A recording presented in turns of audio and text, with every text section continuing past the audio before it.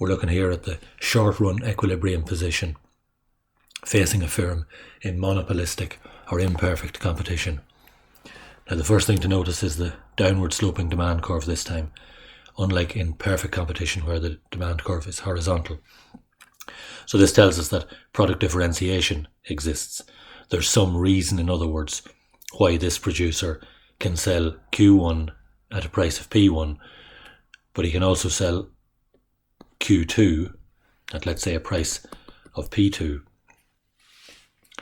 because there's a difference in his product, or there's a perceived difference in his product and other products. Whereas in perfect competition, if he increases his price, he'll sell nothing because the products are homogeneous.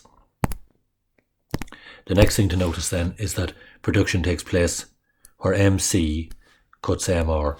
It's called the profit maximizing position. So if we take a line up to the demand curve, we can see that at a price of P1, Q1 will be sold, but also at a price of P1, because this is all he needs to make a normal profit. He's making this more than normal profit, which is called supernormal profit.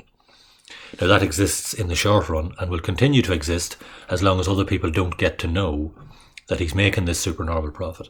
But because there's very easy access to the information and the profit levels available, more and more suppliers, just going to draw a small diagram here to illustrate what's happening, more and more suppliers will get into the market, and then they will shift the supply curve out to the right. Okay, this will mean that there are now more options available, so his demand curve will then ultimately shift in to the left. Once that happens, we reach the long run equilibrium position where, as I illustrated earlier, the demand curve shifts to the left. Less people are going to buy his product because they have more options available to them. So production again taking place at the profit maximizing position, but when we bring that up to the demand curve, we discover that a lower price now of P2, Q2 will be supplied.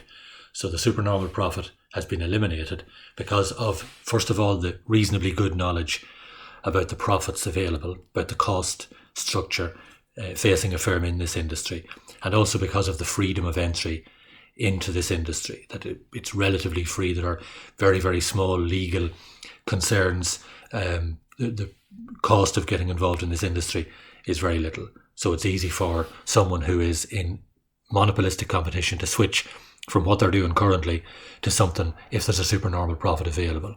A pub, for example, could relatively easily convert to a restaurant of some description, or somebody supplying beauty products could easily switch to something slightly more lucrative in another area without incurring very much cost. So the long run position is that supernormal profit is not available. And the final point to notice is that production doesn't and can't take place at what's called the most efficient point on the average cost curve. So this is why monopolistic competition is said to be wasteful of resources, because production doesn't take place there. If you think about the horizontal demand curve in perfect competition, it touches the average cost curve right at the bottom, right at the most efficient point. But imperfect competition can't do that for two reasons. First of all, the nature of the demand curve. A downward sloping demand curve cannot hit the curve at the lowest point.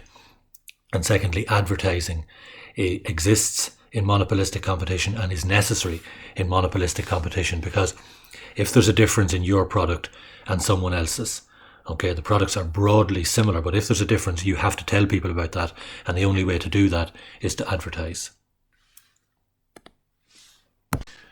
So just to conclude, firms operating in monopolistic competition operate under conditions where there's relative freedom of entry, there's fairly good knowledge of the profits and the cost structures involved, and they're providing a product, or they're supplying a product that is similar but not identical to their competitors. So perfect competition, the products are homogeneous or identical, and here they're similar but not identical, and that's why advertising is needed to try and highlight that difference. Even if it's only an imagined difference, you have to create some difference between your product and someone else's, which justifies the downward sloping demand curve, and meaning that If you want to charge a higher price, you can, but you will sell less.